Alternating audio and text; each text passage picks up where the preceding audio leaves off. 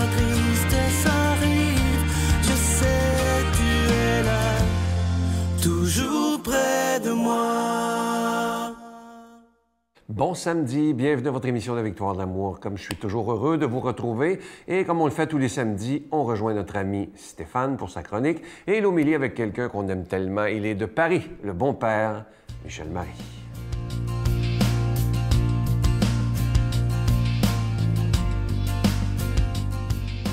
Bonjour à toi, bon samedi matin, bienvenue à cette chronique sur les chemins du cœur. Tu sais, l'une des choses qui m'affecte le plus, mais je dirais même qui nous affecte le plus, nous les êtres humains, c'est le sentiment de la perte de contrôle. Tu sais, je suis aumônier de prison et l'une des choses qui fait le plus mal aux prisonniers, c'est lorsque je discute avec eux d'une situation qui nécessiterait leur aide, leur présence, leur intervention auprès, bien sûr, de leur conjointe, mais aussi de leur enfant, mais qu'ils ne le peuvent pas. Et l'une des choses qu'ils me disent, qu'ils me verbalisent, c'est « je n'ai pas de contrôle ». Et ça, c'est ce qui semble les faire le plus souffrir. Cette expérience de prisonnier, nous la vivons tous dans nos contextes particuliers. Et ce sentiment de perte de contrôle, de ne pouvoir pas, eh bien, agir, nous affecte.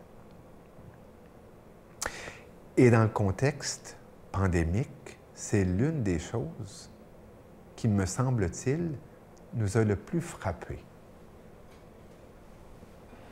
De fait, on devait suivre les conseils, les consignes sanitaires dictées par nos gouvernements. On n'était plus en contrôle du virus, de la maladie, de la mort et des conséquences même économiques, sociales. Combien ont été happés par les effets secondaires de la crise pandémique, comme s'ils étaient victimes de ce tsunami. Dans ce contexte, pour cultiver un bien-être intérieur, il est important de s'asseoir et comme ce vieux sage qu'était Épictète, un ancien esclave devenu libre et philosophe, eh bien, de s'asseoir et prendre conscience de ce sur quoi nous avons du contrôle, de ce qui dépend de nous, et discerner ce qui n'en dépend pas. Et à partir de cela, eh bien, pouvoir jouir du sentiment de contrôle qui dépend de nous. Et ainsi être créateur, co-créateur de notre vie avec Dieu. Sur cela, je te souhaite une bonne semaine dans la hâte de te retrouver. Au revoir. Notre Père qui es aux cieux, que ton nom soit sanctifié, que ton règne vienne, que ta volonté soit faite sur la terre comme au ciel. Donne-nous aujourd'hui notre pain de ce jour. Pardonne-nous nos offenses comme nous pardonnons à ceux qui nous ont offensés. Ne nous laisse pas entrer en tentation, mais délivre-nous du mal, car c'est à toi qu'appartient le règne, la puissance et la gloire pour les siècles des siècles. Amen. Mon Père, je m'abandonne à toi. Fais de moi ce qu'il te plaira. Quoi que tu fasses de moi, je te remercie. Je suis prête à tout, j'accepte tout, pourvu que ta volonté se fasse en moi, en toutes les créatures. Je ne désire rien d'autre, mon Dieu.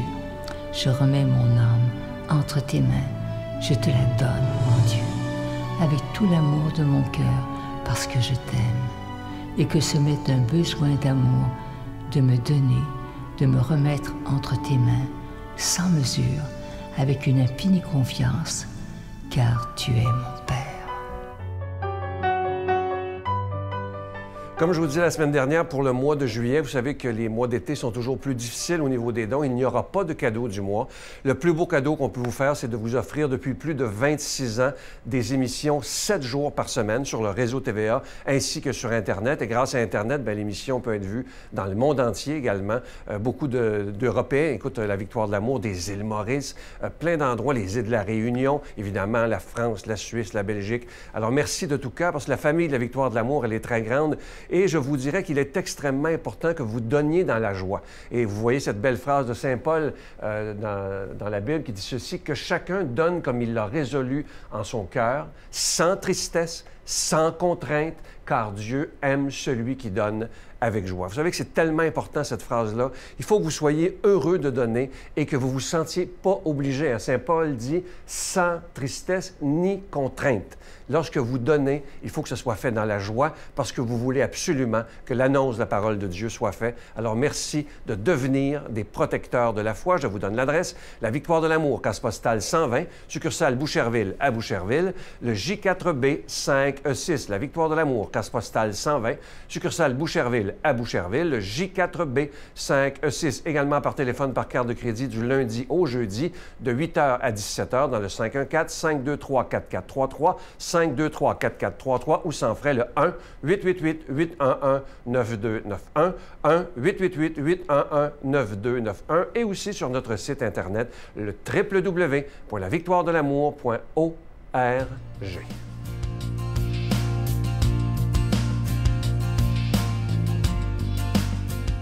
Mon Dieu, donnez-moi la sérénité d'accepter les choses que je ne peux changer, le courage de changer les choses que je peux et la sagesse d'en connaître la différence. Amen.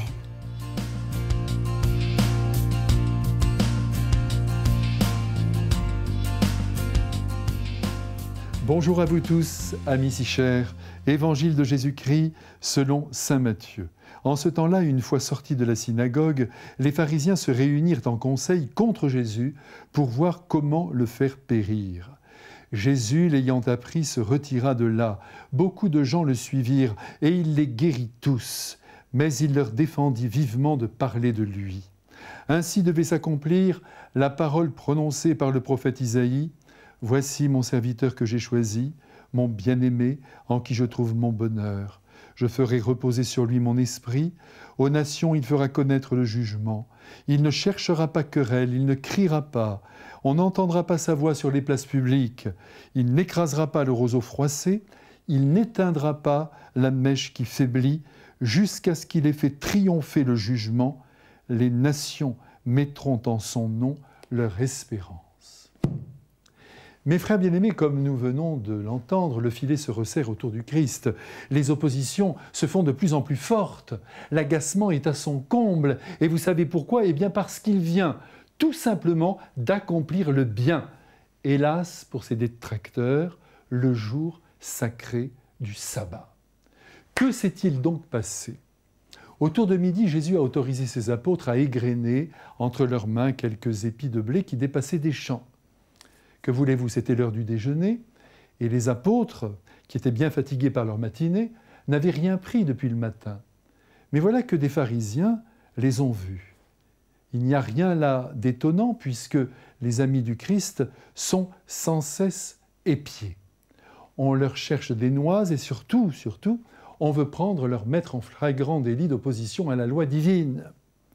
Alors, après les avoir vus faire, les pharisiens prennent à partie le Christ et lui demandent de justifier la liberté qu'il concède à ses disciples. Jésus répond en les prenant sur leur terrain, celui de la parole de Dieu qu'ils prétendent mettre parfaitement en pratique. Vous savez bien, leur dit-il, que le roi David un jour, affamé par une longue route, s'est permis de manger les pains qui étaient réservés aux prêtres. Et nous qui entendons cette réponse, nous comprenons aussi, j'espère mieux que les pharisiens, que pour Jésus, il y a des circonstances qui font que la loi ne s'applique pas. c'est dire que l'intelligence ne doit jamais être absente dès qu'il s'agit d'être fidèle à Dieu. Et Jésus va encore plus loin en rappelant que la miséricorde a plus de valeur aux yeux de Dieu que tous les sacrifices que nous lui offrons, à ne pas oublier non plus. Après cette liberté accordée le jour du sabbat, Jésus se rend dans une synagogue et là, il y a un homme dont la main est paralysée. Les pharisiens qui veulent montrer encore une fois que Jésus bafoue ouvertement la loi de Dieu lui demandent si l'on peut guérir quelqu'un le jour du sabbat. Mais quelle aubaine pour le Christ, car il va pouvoir prouver, oui prouver, que le sabbat n'est pas intouchable, en affirmant que le bien doit s'accomplir tous les jours et à toutes les heures. Aussi, il demande à présent à l'handicapé qui est là devant lui de venir devant tout le monde. Et en une seconde, par sa seule volonté, il lui redresse sa main. Exaspération des pharisiens qui prennent la décision de trouver un moyen pour tuer le Christ. Là, remarquons ensemble que face à ce danger qui pourrait mettre par terre le plan que le Christ a en tête et dans le cœur, celui-ci prend la décision de quitter la région paisiblement. Mais, ne nous y trompons pas du tout pour se cacher, car nous apprenons qu'il continue de guérir à tour de cœur. En se mettant à l'écart, il ne cesse donc pas de faire le bien.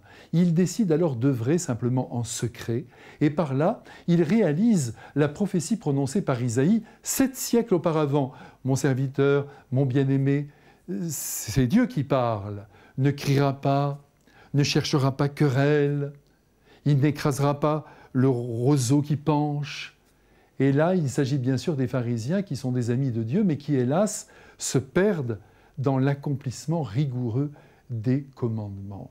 Voyez, il ne les brusque pas, ces pharisiens. Il leur dit la vérité. Il essaie de les ouvrir au bon sens. Et surtout, il les quitte pour rejoindre ceux qui le reçoivent. Il y a là pour nous une méthode humaine et donc évangélique que le Christ nous confie et qu'il faut honorer, à savoir faire le bien sans créer d'opposition gratuite ou régler nos comptes avec nervosité. Les chiens aboient et la caravane passe. Et bien sûr, sans perdre la paix intérieure qui est un trésor inestimable. Que le Dieu de toute miséricorde, antilégaliste, nous bénisse alors, lui qui est Père, Fils et Saint-Esprit. Amen. Je vous salue Marie, pleine de grâce. Le Seigneur est avec vous. Vous êtes bénie entre toutes les femmes, et Jésus, le fruit de vos entrailles, est béni. Sainte Marie, Mère de Dieu, priez pour nous pauvres pécheurs, maintenant et à l'heure de notre mort. Amen.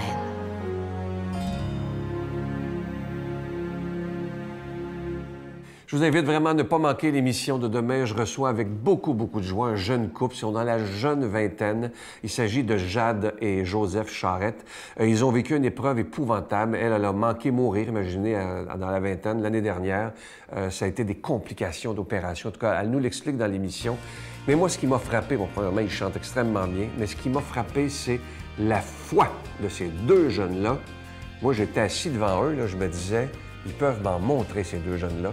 Et j'étais ébloui, je vous le dis. J'espère que vous le serez aussi. C'est un témoignage très touchant. Alors, ne manquez pas ça demain. Je vous dis bonne journée. Bye. Je l'ai réalisé plus tôt le soir que ça aurait pu être ma dernière journée.